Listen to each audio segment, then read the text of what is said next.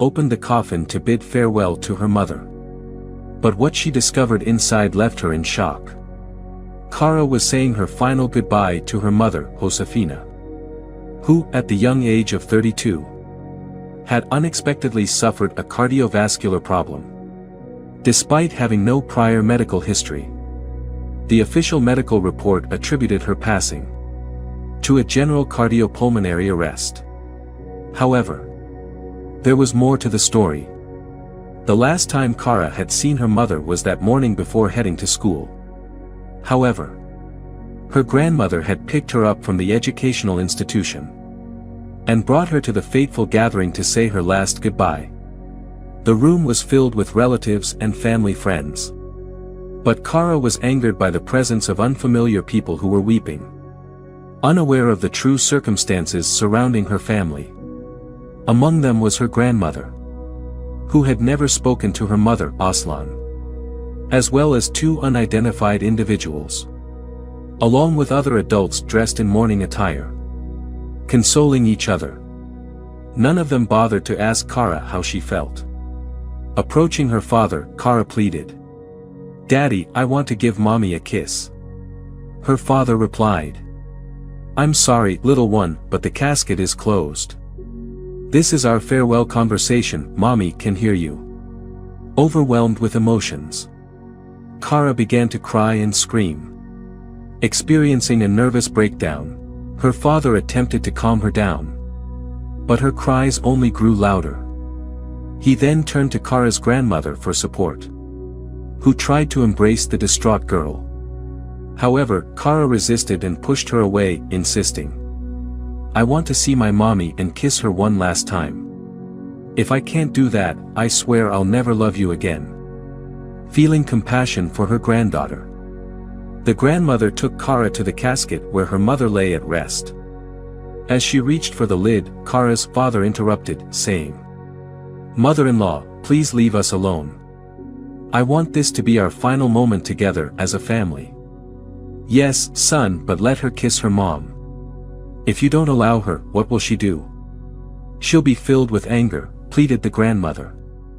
Reluctantly, the father opened the drawer, revealing the sight that left the little girl horrified. As Kiara prepared to kiss her mother, she began to scream, startling everyone present. "That's not my mom, where's my mom?" she cried out. In a panic, the father swiftly closed the drawer and scolded the little girl, pinching her and demanding she calm down. He threatened to leave her alone in the house if she didn't regain her composure. The other relatives felt deep sympathy for the 6-year-old girl, who had already lost her mother at such a tender age. The family believed that the little girl was simply unable to accept the fact that her mother had passed away. They wanted to provide comfort, but they turned a deaf ear to the cries of the child. In fact, her aunt secretly added a few drops of sedative to her water, causing her to calm down. They believed it was for her own good, as they thought she had cried excessively and needed rest. The aunt also gave Kiara sleeping drops and carried her to her own home. She gently laid the little girl on the bed and kissed her forehead, convinced that she was doing what was best for her. However, as years passed, Kiara remembered that day as the worst day of her life. She held on to the image of the person who had taken her mother's place.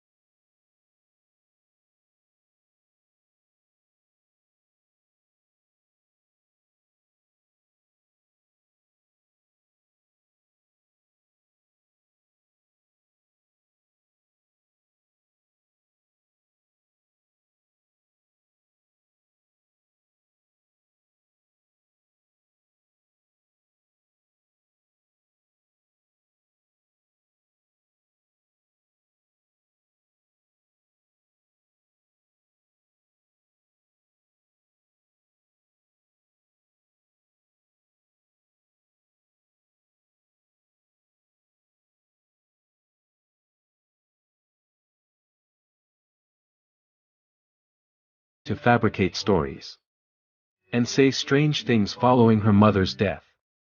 Throughout her adolescence, they successfully silenced her.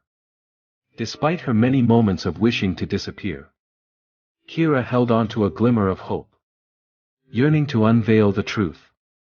Finally, her grandmother convinced Kiara to speak with her aunt and share the results of the DNA test.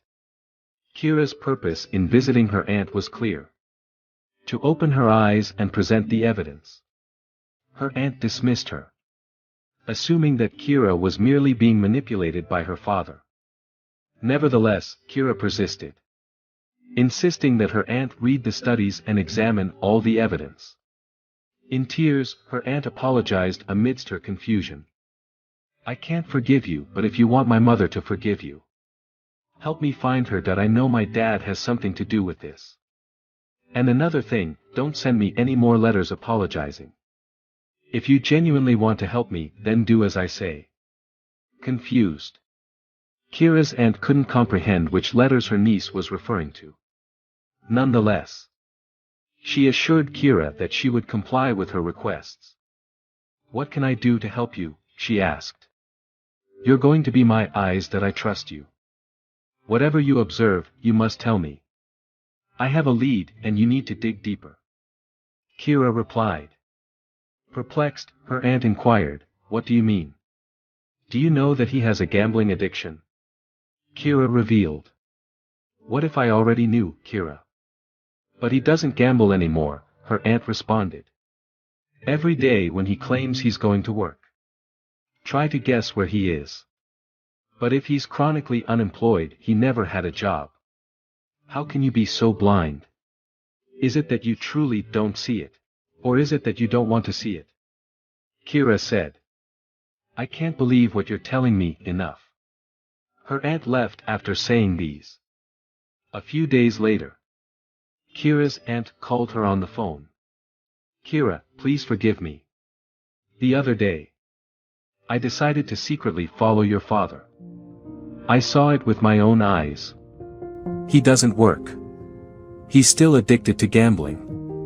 And to top it off, it seems he's still in contact with that doctor who was his friend. The one who made headlines several times because of accusations of professional malpractice from several patients' relatives. Apparently, they never proved anything against him because he's still practicing medicine. God only knows the harm he might have caused those patients. I apologize, and I hope you can forgive me. Oh, by the way, I found something interesting when I checked his bank records. Your father receives monthly payments from an account in Panama. It's an insurance company that sends him money. I had no idea. That I'm in shock, but I owe you this information. I hope it helps." Sarah understood everything now. Somehow, her father orchestrated her mother's death to collect the cost of a life insurance policy he had insisted on purchasing months before her mother's death. But one question still lingered: where was her mother? If the person she saw in that coffin wasn't her mother, then where was she? Was it possible that she was still alive?